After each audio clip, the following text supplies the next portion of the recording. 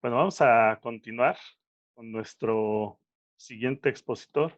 También tengo el agrado, el gusto de que esté con nosotros el maestro Eduardo Ortiz Juárez, quien es candidato a doctor en estudios del desarrollo en King's College en London, en el Reino Unido, investigador asociado en el Instituto Compromiso con la Equidad de la Universidad de Tulane.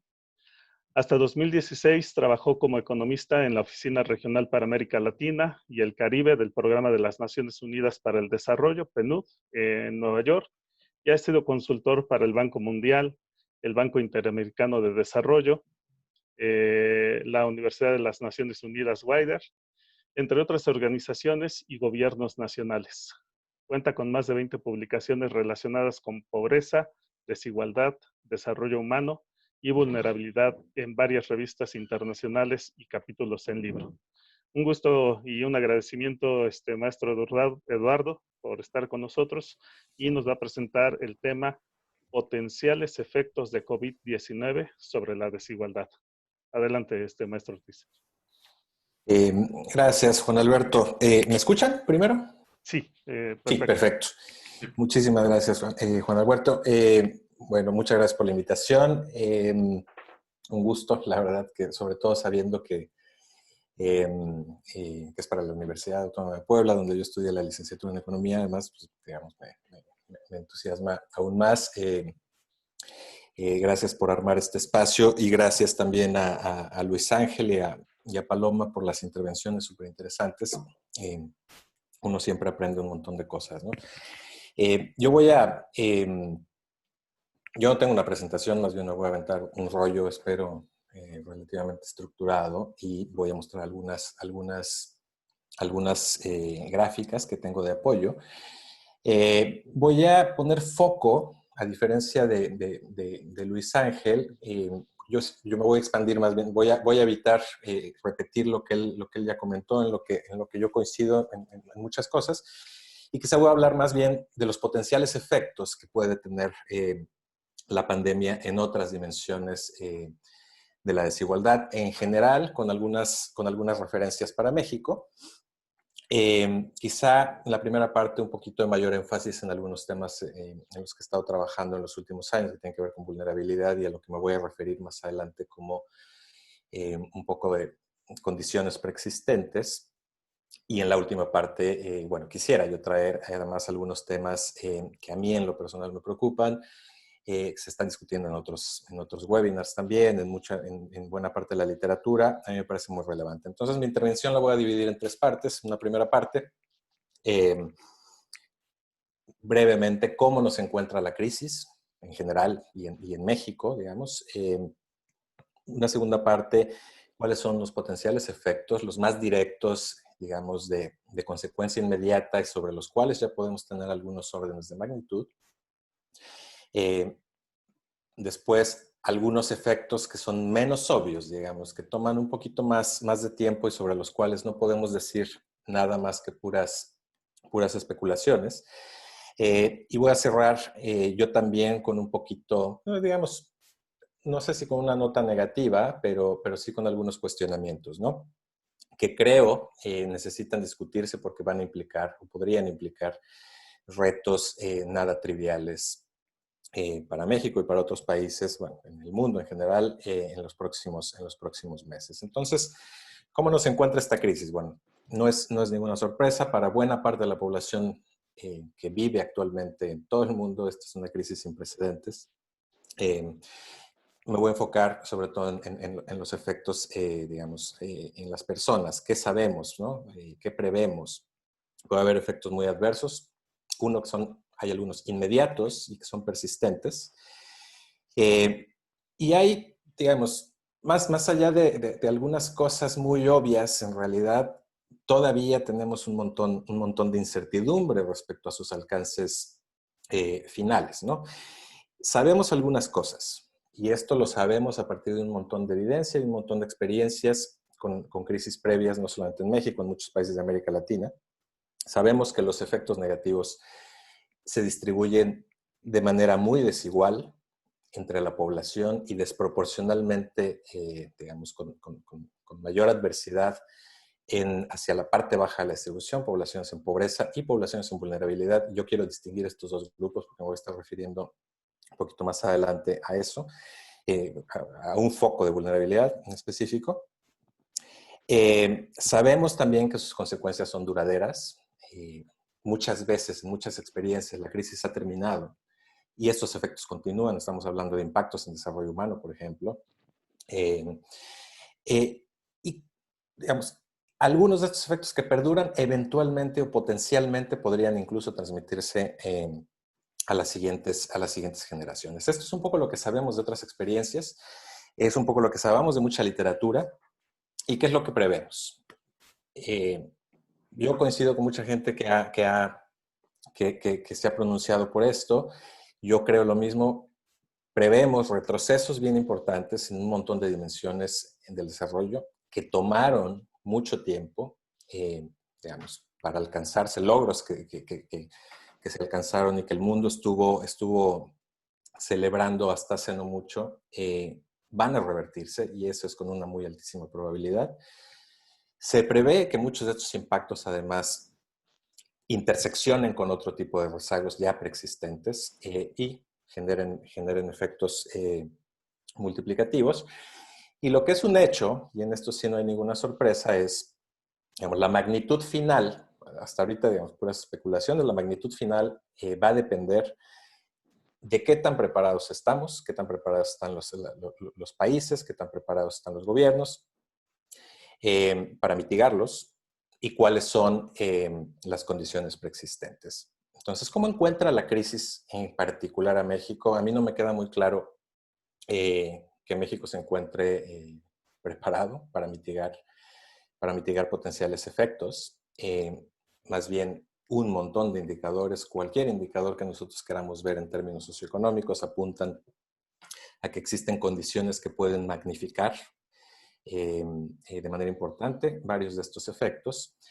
Y la crisis llega al país con una estructura muy desigual en muchas dimensiones que tiende a beneficiar a grupos relativamente pequeños de la población. A ver, aquí voy a empezar a compartir algunas cosas. ¿Cuál es? ¿La ven? Sí, claro. Perfecto. A ver, ¿cómo nos encuentra la crisis? Bueno, información oficial, INEGI, más de la mitad de la población trabaja en informalidad, digamos, más de la mitad de los trabajadores están en el sector informal.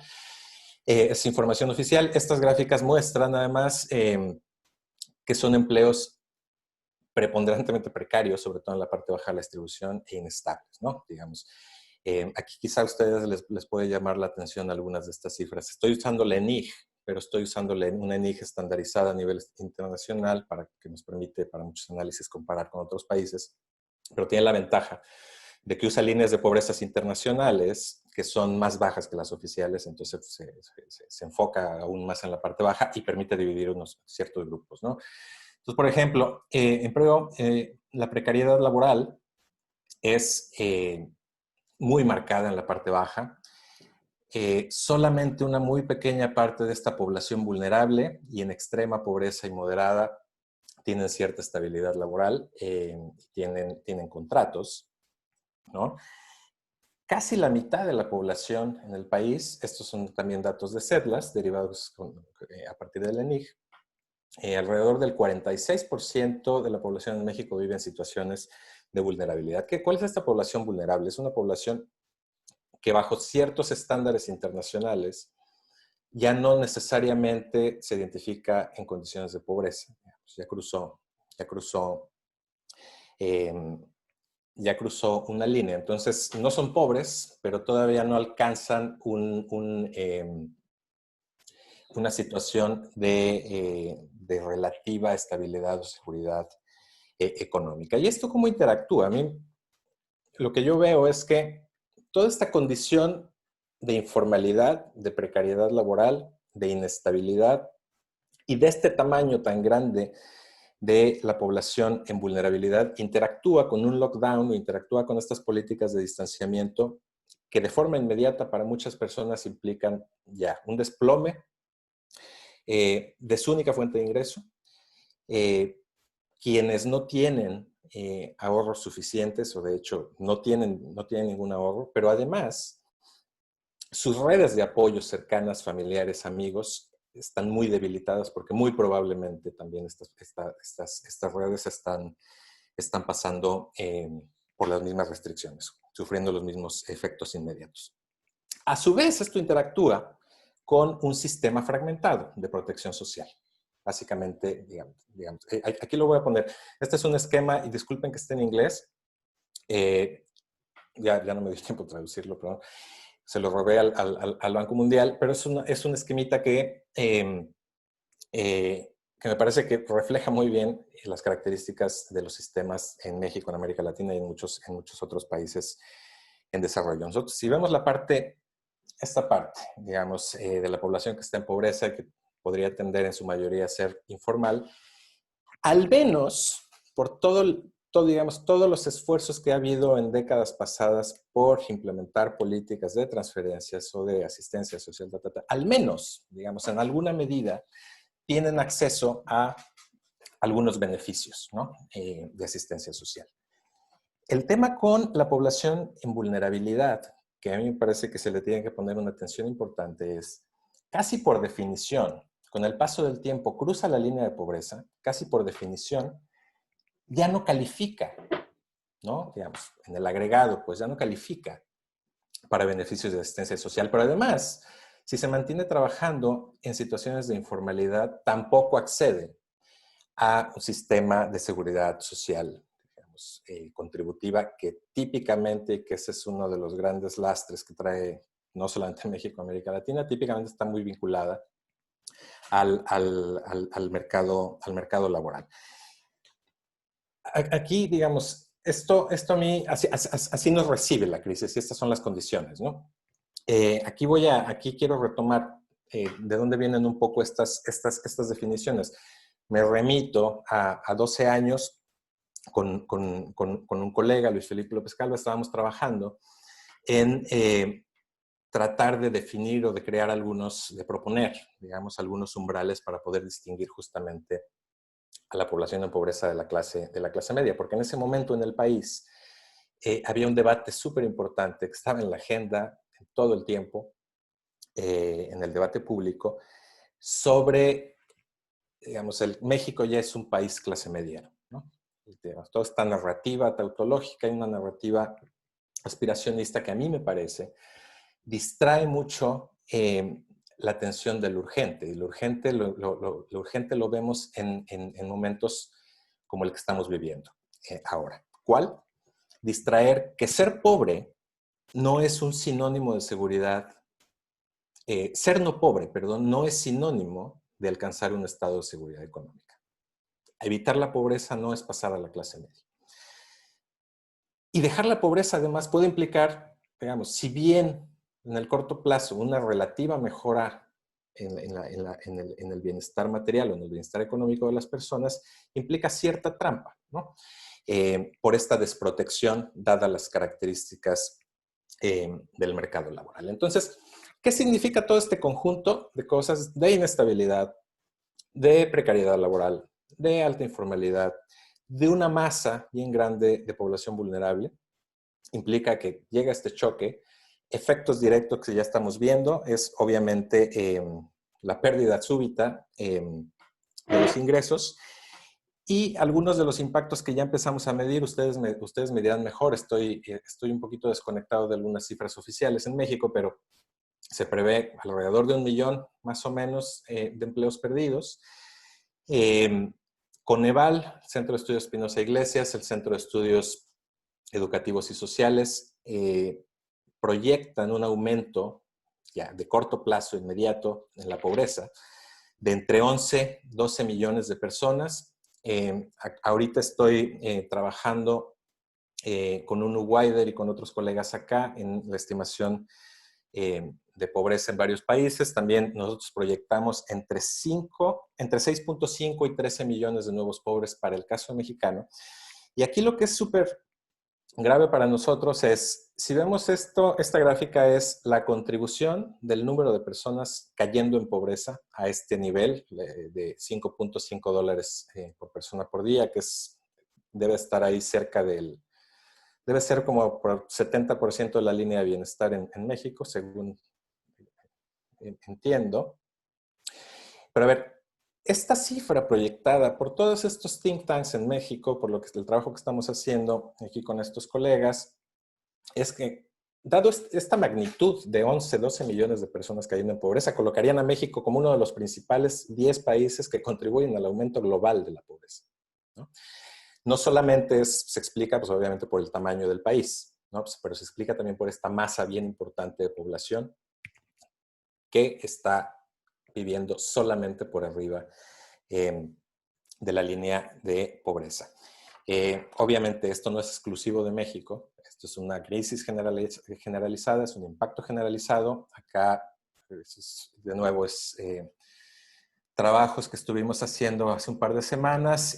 Colegas del banco estiman entre 62 millones de personas nuevas pobres en el mundo, en la línea más baja, entre 80 que estimamos nosotros, más o menos. Entonces, digamos, esto es generalizado, ocurre en todas las regiones, ocurre en América Latina, África subsahariana, el sudeste asiático y el Middle East, especialmente afectados, que además tienen tendencias crecientes.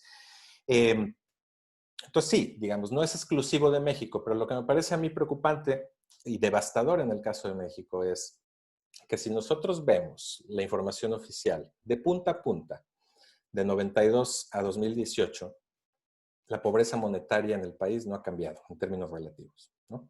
Nos hemos mantenido prácticamente igual. Por supuesto, hubo cambios interesantes en el medio, hubo crisis, hubo un montón de reformas, hubo una expansión de gasto social, ocurrieron un montón de cosas, ¿no? Pero de punta a punta han sido 2 décadas prácticamente perdidas, o más de 2 décadas prácticamente perdidas en el combate a la pobreza. Y este nuevo aumento se supone devastador. En estos episodios en los que sí hubo algunos cambios, digamos, interesantes, si vemos la pobreza a nivel municipal, es un trabajo que estuvimos haciendo a finales del año pasado con otros colegas, si analizamos a nivel municipal cómo se movieron algunas unidades territoriales en el país, lo que observamos es que hubo un patrón de convergencia, tanto en ingresos como en pobreza. Es decir, municipios más pobres, digamos, redujeron de manera más acelerada la pobreza vis-a-vis municipios mejor localizados o con un ingreso per cápita promedio más alto.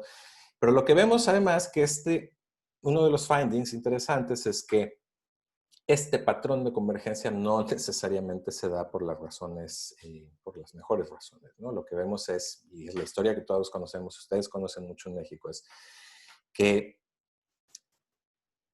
los municipios más pobres crecieron, no hubo este patrón de convergencia porque los mejor posicionados de media tabla para arriba o se estancaron o cayeron, es decir, el ingreso per cápita de las personas cayó. Y 2, hubo convergencia, relativa convergencia por una expansión importante de gasto social y de la expansión explosiva de oportunidades a principios de siglo, ¿no? Entonces, ¿qué es lo que vemos? Así nos recibe la crisis. Estas condiciones, 2 décadas, 25 años, 26 años, con avances prácticamente nulos. Y lo que vemos con todas estas condiciones y con todas estas condiciones preexistentes es claramente que se dejaron de hacer un montón de cosas, que las medidas que se están anunciando en este momento, en esta coyuntura, si bien podemos argumentar que son importantes para ciertos grupos, parecen, digamos, también lo podemos debatir, parecen bastante insuficientes. Y algunas que funcionaban, que estuvieron detrás de movimientos como estos, por ejemplo, en estas gráficas, entiendo yo, la verdad es que a mí no me queda muy claro, desaparecieron. Estoy hablando de oportunidades en específico, los transformados. La verdad es que a mí no me queda claro, no he encontrado, no sé qué pasó con oportunidades, ¿no? Entonces, así es, digamos, este panorama. Efectos, digamos, más allá del efecto inmediato en pobreza, y me voy a empezar ahora sí ya, y voy a empezar a ir cerrando, trayendo estas otras dimensiones.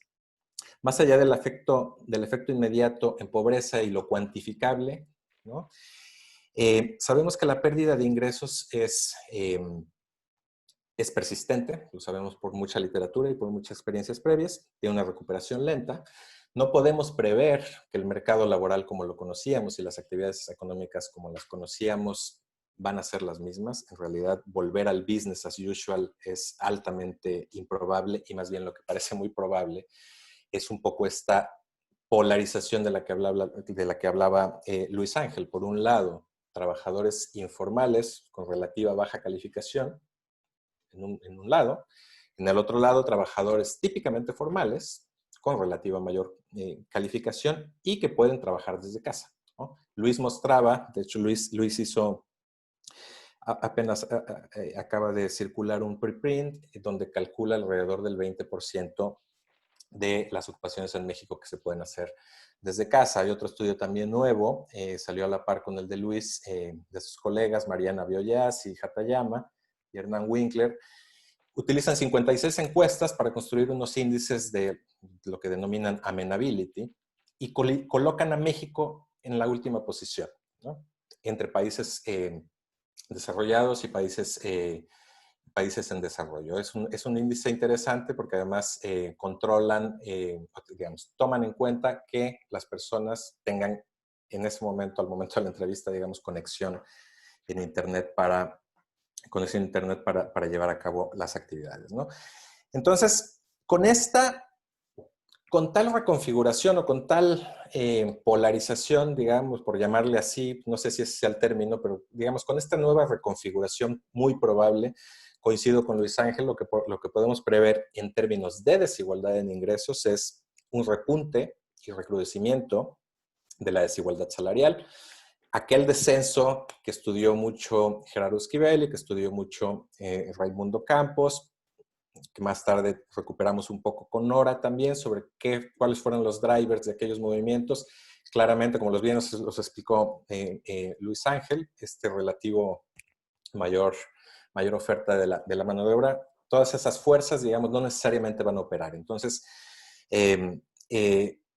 yo coincido con un repunte y un recrudecimiento de la desigualdad salarial y eventualmente desigualdad en ingresos, ¿no? Moviéndonos a otro tipo de efectos.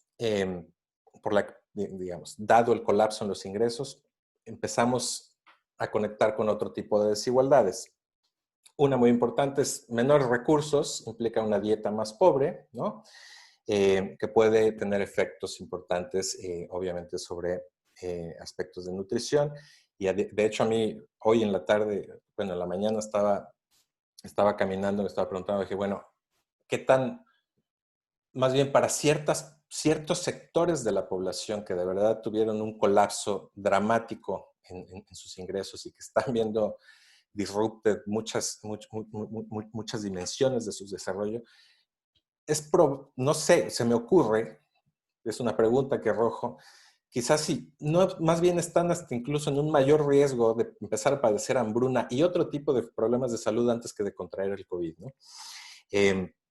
La carencia misma del ingreso, interactuada con pagos de deudas pendientes, con pago de servicio, puede eventualmente también tener, digamos, efectos vía un estrés incrementado que afecta el ambiente, digamos, en el hogar y que eso eventualmente, digamos, en el mediano plazo tiene efectos en el desarrollo emocional y mental de menores. Bueno, son ideas. Traigo 3 cosas que a mí me preocupan en lo personal y que se están discutiendo mucho y que yo quisiera aquí recuperarlas y moverme, digamos, de lo meramente monetario. Uno es igualdad de género, ¿no? La crisis supone efectos de corto, de largo plazo. Acaba de salir un paper súper interesante de Matías Doepke y de Alan Titan, sugiriendo efectos en ambos casos, ¿no? Digamos, corto y largo plazo, efectos muy desproporcionados sobre las mujeres por 2 vías al menos, ¿no? Primera vía es el cierre de las escuelas y de los centros de cuidado de las guarderías incrementa obviamente la necesidad, ¿no? De cuidado infantil. Prácticas habituales, que los abuelos los cuiden, no necesariamente es lo mejor, dada, digamos, el mayor riesgo de contraer la enfermedad por parte de la población mayor. Depender de otras redes, de amigos o de familiares, digamos, en un momento de distanciamiento social y de riesgo de contraer el virus tampoco se antoja factible. Entonces, al final, lo que podríamos esperar es que esta mayor necesidad va a recaer en los miembros del hogar y desproporcionadamente sobre las madres, y especialmente preocupante sobre madres solteras, ¿no? ¿Qué pasa con sus livelihoods, ¿no? de estas madres solteras, por ejemplo, ¿no?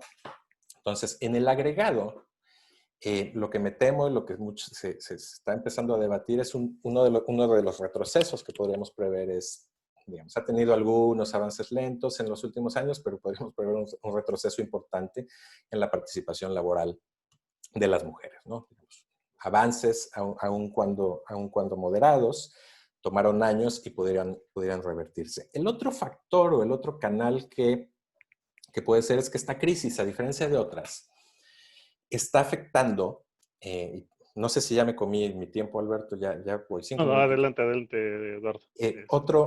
Otro canal es que, a diferencia de otras crisis, esta en particular está afectando sectores de servicios en los que relativamente un mayor número de mujeres están empleadas, ¿no?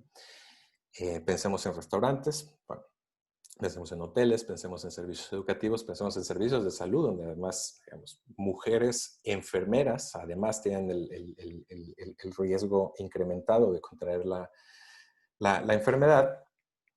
Y que todas estas son sectores y son actividades que es muy difícil hacerlas desde casa. Entonces, digamos, aquí va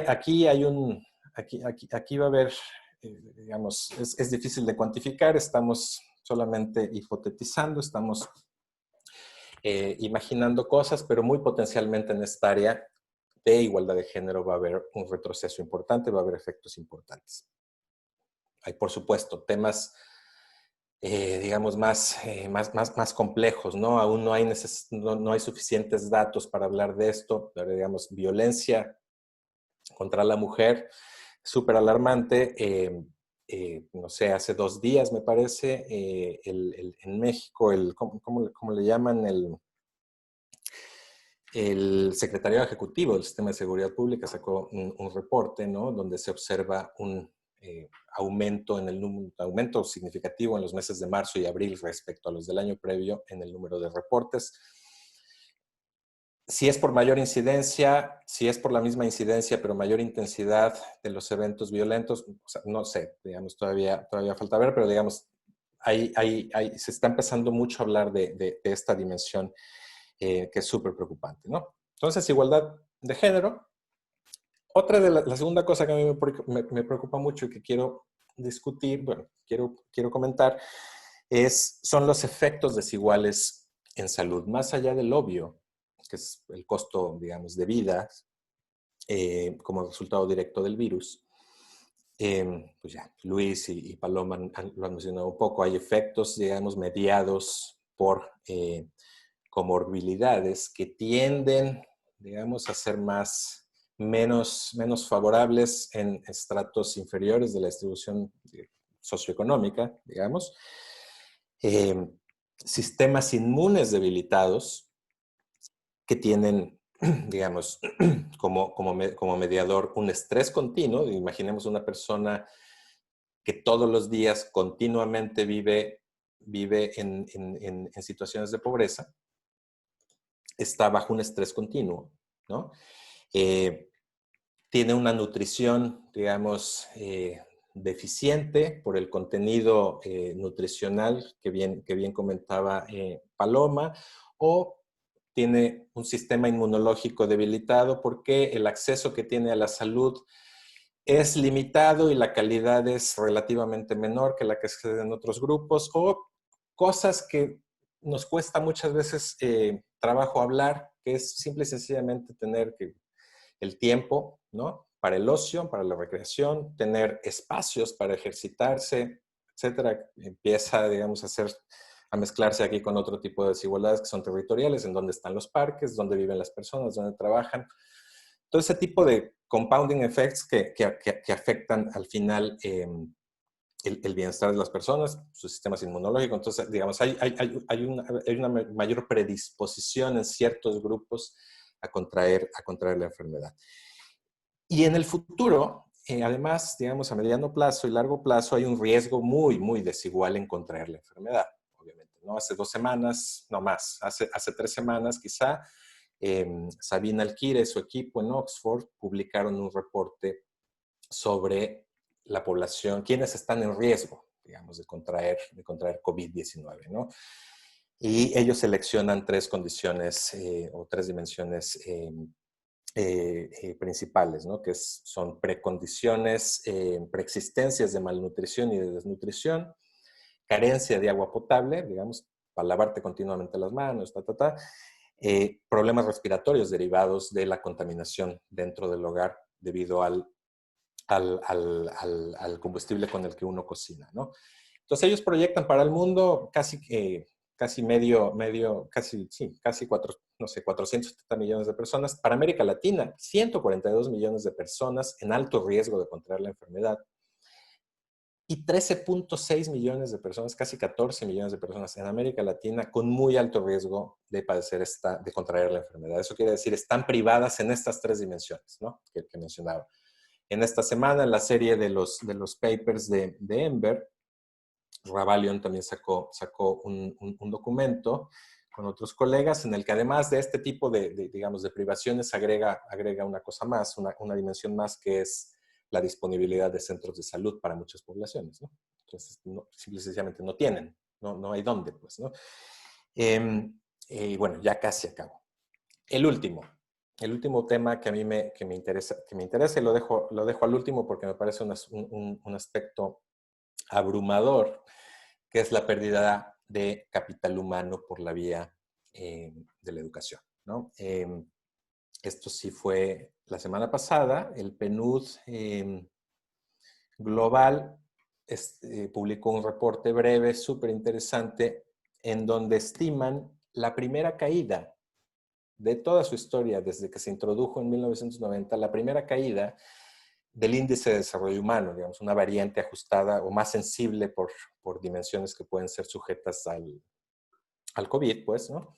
Y, educación, Y esta caída implicaría un retroceso de 6 años, ¿no? Entonces, vemos de nuevo, esta crisis está, digamos, imponiendo costos potenciales súper importantes. A mí me preocupa el tema de la educación porque, a ver, con el cierre de escuelas hay un riesgo potencial, obviamente, no obviamente, quizá el más esperado, el más previsible, de deserción escolar, ¿no? Pero hay consecuencias de largo plazo súper importantes que me parece que se tienen que poner, se tienen que estar discutiendo más en el gobierno, aunque sea en el Twitter, ¿no? Que es, ¿cuál es el resultado potencial de sustituir la educación en escuela por la educación en casa? Porque esa sustitución va a estar en función de los recursos y de los medios que tienen los hogares, ¿no? Por medios me refiero a la disponibilidad de equipo de cómputo, por medios me refiero a la disponibilidad de una conexión a Internet, me refiero a condiciones adecuadas de hacinamiento, libres de estrés y libres de violencia. Y por los apoyos me refiero a la capacidad que pueden tener los padres u otros miembros, padres y madres, u otros miembros del hogar para apoyar el aprendizaje de los niños, ¿no?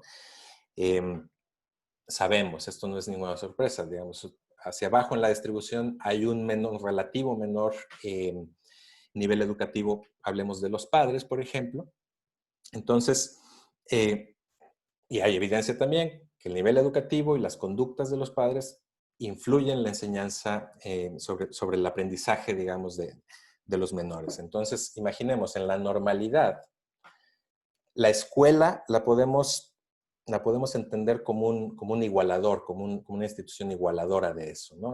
Sobre todo si la educación que se imparte es de calidad, digamos, esa educación que se imparte en ese establecimiento educativo puede pesar más que la influencia o el bajo nivel educativo que los padres pueden transmitir al hijo. Con la ruptura de eso, no haber escuelas y el apoyo didáctico, el apoyo educacional en casa recae en padres o en otros miembros del hogar, digamos, concentrados abajo, que no tienen necesariamente las habilidades y el conocimiento para apoyar a sus hijos, ese efecto igualador de la escuela desaparece. Y digamos, el nivel educativo de los padres empieza a pesar más, que implica que entonces se van a transmitir potencialmente desventajas. Y esto puede tener efectos. Aquí sí se puede ver de manera creo que se podrá ver de manera muy marcada el peso de la transmisión intergeneracional de desventajas. Ya cierro con 3 cositas nada más, que son cuestionamientos. Lo estaba pensando como incertidumbres, pero era medio negativo, entonces lo cambio por cuestionamientos. ¿Qué va a pasar? No sabemos. ¿Cuántas oleadas vienen? Eso no es obvio, ¿no? ¿Y cuál es la nueva normalidad? ¿Es esta la única, digamos, la única curva que tenemos que aplanar? Eso a mí la verdad es que no me queda nada claro. Y entonces, si hay más, ¿cuál es la nueva normalidad? Ante olas posibles, olas potenciales, ¿qué? ¿Cuál es la opción factible? Dado el costo humano, dado el costo en desarrollo social, dado el costo económico. Creo que mucho va a depender, y este debate yo no lo he visto mucho, digamos, en general y en varios círculos, mucho va a depender de si hay vacuna y cuándo, ¿no? Va a depender de si hay vacuna y cuando ésta sea, de su efectividad. Va a depender cómo se va a distribuir el acceso a ella y quién la va a pagar.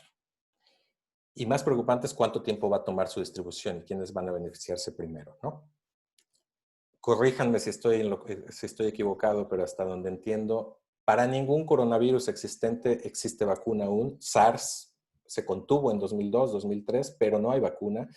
Y eso a mí me pone ahí un signo, pese a todo el esfuerzo multimillonario que hay en el mundo, o sea, no es obvio que encontremos una vacuna necesariamente pronto. Entonces, ¿hacia dónde va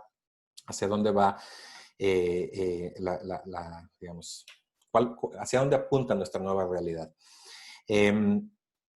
Una última cosita es la evidencia de inmunidad post-contagio actual, pues tampoco es concluyente, ¿no? Entonces, ya, resumiendo, podemos experimentar retrocesos en dimensiones bien importantes, más allá de lo económico, que van a tomar tiempo, que van a implicar un recrudecimiento de ciertos rezagos. Entonces, creo que no tenemos que olvidarnos en la agenda de las políticas públicas, no tenemos que olvidarnos, uno, de la gente que ya estaba sufriendo un rezago importante, pero no solamente primero los pobres, también creo que tenemos que poner una atención especial en primero los pobres y además los vulnerables que pueden caer, digamos, con esta, o de hecho están cayendo con esta crisis. Hay que expandir, hay que tratar de pensar en expandir beneficios hacia arriba también, ¿no? Al final estamos especulando todos, hay cosas que empezamos a medir, hay cosas que todavía no sabemos, al final todo va a depender de cómo se distribuyan estos efectos, de su duración, como decía, y de cuántas posibles olas vengan más, y de qué hagan y dejen de hacer los gobiernos. Con esto termino. Sorry por todo el rollo. Gracias, Alberto. Muchas gracias al maestro Eduardo Ortiz Juárez por esta muy interesante presentación, que asimismo también nos pone un énfasis en las restricciones estructurales que tenemos, pero también en cómo dentro de la misma población vulnerable podemos tener diferentes casos, ¿no? El problema de la clase media que queda fuera de la seguridad social, el problema de las mujeres, el problema de también los efectos que se pueden alargar en el tiempo de producto de esta crisis. Muchas gracias, maestro Eduardo Ortiz. Vamos a continuar ahora